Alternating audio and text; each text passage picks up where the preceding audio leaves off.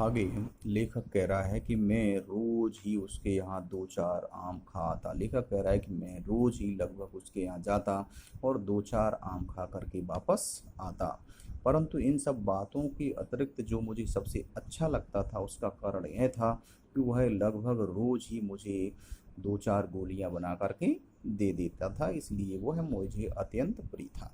मैं बहुधा हर गर्मी में छुट्टी के समय मामा के यहाँ चला जाता। बहुधा मीन्स अधिकतर, अनेक बार। और जब भी हमारे स्कूल की गर्मियों की छुट्टी होती थी तो मैं अक्सर अपने मामा के गांव खिसक जाता था, भाग जाता था, चला जाता था। एक आध महीने में वहाँ रुकता था और जब तक स्कूल खुलने का समय नहीं आता तब तक वहाँ से वापस नहीं आता। दो तीन बार अपने मामा के यहाँ, इस वजह से मैं दो तीन बार अपने मामा के यहाँ जा चुका हूँ।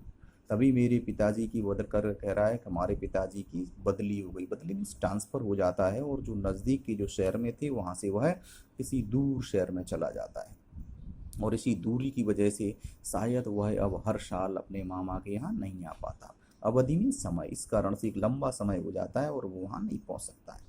लगभग 8-10 वर्षों के बाद जब वह गया तो इतना बड़ा बदलाव आ चुका था कि लाख इतना बड़ा हो चुका था कि लाख की गुड़ियों में रुचि नहीं रह गई थी। जब वह दोबारा से वहाँ पर पहुँचता है तो वह देखता है कि उसकी उम्र भी काफ़ी बड़ी हो गई है। अब वो बच्चा नहीं रह गया था, वो युवा हो गया था और लाख की जो गोलियाँ थी उनमें उसे किसी प्रकार का इंटरेस्ट, कोई रुचि नहीं रह गई थी। अतः गांव में वही कई दिनों से वह था, अपने मामा के यहाँ था, लेकिन उसे बदलू का कोई ख्याल नहीं आया था। इस बीच उस लेखक ने देखा कि गांव में लगभग सभी स्त्रियां कांच की चूड़ियां पहन रही हैं। तब तक उसे पता चला कि गांव में जितनी भी महिलाएं थीं वह सब कांच की चूड़ियां पहनने लगी हैं। बिरले बिरले मीन्स एकाधी हाथों में उसने बदलू की तरह की या बदलू के द्वारा बनी हुई लाख की चूड़ियों को ही देखा। 10 साल में लगभग पूरा गांव में एक बड़ा बदलाव आ गया था कि लोगों ने लाख की चूड़ियां पहनने के बजाय कांच की चूड़ियां पहनना शुरू कर दिया था। ये चेंजिंग आ गई थी। तब एक दिन सहसा मुझे बदलू का ध्यान, अचानक से मुझे बदलू की याद आई। वो बता रहा है कि मेरे मामा की एक छोटी लड़की थी, वह फिसल करके आंगन में गिर जाती है और उसको कांच की चूड़ी जो पहने थी उसकी कलाई में धंस जाती है और उसे बहुत सारा खून बहने लगता है। उसके मामा नहीं थे तो उसकी पूरी मर्रम पट्टी देखभाल जो लेखक है उसी को करना पड़ा। तब उसे याद आई, करे ये कांच की चूड़ियाँ पहन रहे हैं तो इसलिए इसे चोट लग गई है, और अगर ये शायद लाख की चूड़ियाँ पहन रहे होते तो उसे आज ये चोट नहीं लगती। सहसा मीन्स अचानक से उसे बदलू का ध्यान हुआ था। मैंने सोचा कि उससे मिल आऊँ, तभी हमने सोच लिया कि आज ज़रूर मैं बदलू से मुलाकात करूँगा।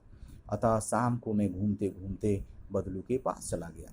जब वो लेखक वहाँ पहुँचता है तब देखता है कि बदलू एक चबूतरे पर आराम से लेटा है, नीम के नीचे एक खाट पर। वहाँ नीम का एक जो पेड़ लगा हुआ था काफ़ी पुराना, उसी पर एक चबूतरा बना हुआ था, उसी पे एक खाट पड़ी थी, चारपाई पड़ी थी। वह आराम से उसी खाट पर लेटा हुआ था। बदलू काका, मैंने कहा। हमने बोला नमस्ते बदलू काका, ऐसे पुकारा।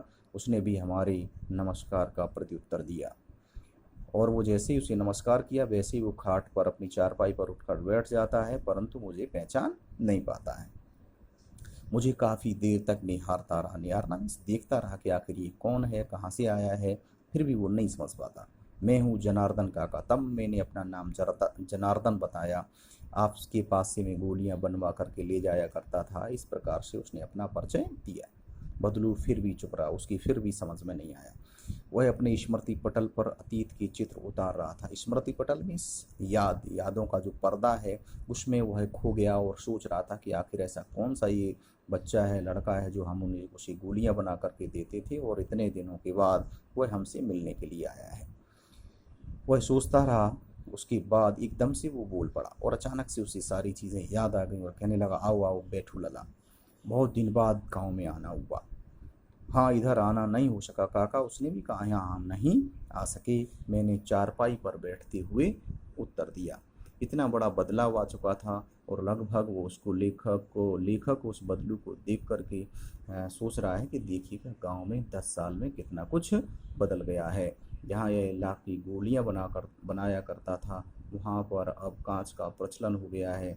लोगों की सोच बदल गई है और यहाँ तक वो देख रहा है कि बदलू अब अपना काम भी ठीक से नहीं कर पा रहा है। वो वृद्धावस्था को प्राप्त हो चुका है और शायद वृद्धावस्था में पहुंच जाने के कारण वह अपना व्यवसाय है वो ठीक से नहीं चला पा रहा है, नहीं कर पा रहा है।